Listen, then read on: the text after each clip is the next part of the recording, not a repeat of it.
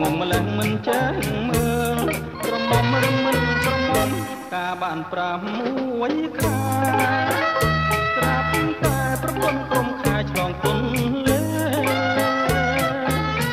ការបានប្រាំមួយខែ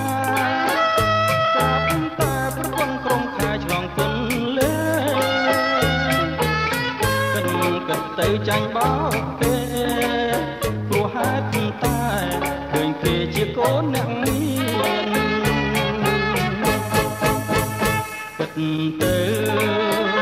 ដាំលពើដងចេញទៅជាលពាំងទឹករាក់ស្មានតែទឹកជ្រៅ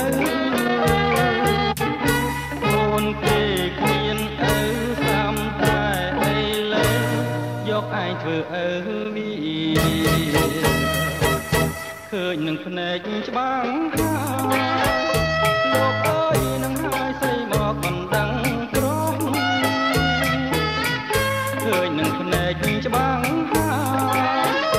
លោកអើយនឹងហើយស្រីមកមិនដឹងក្រោះៀងទាំង8សងខ្ញុំខុសអងហើយចុះទ្រាំទៅ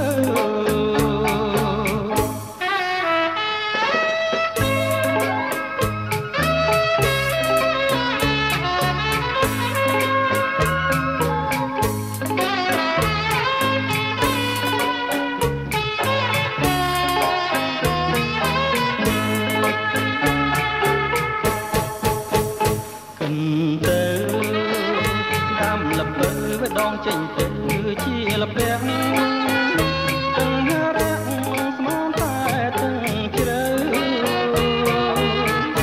កូនគេគ្មានឪសាំតែអីលើយកឯងធ្វើឪវីឃើញនឹងភ្នែកច្បាំងលោក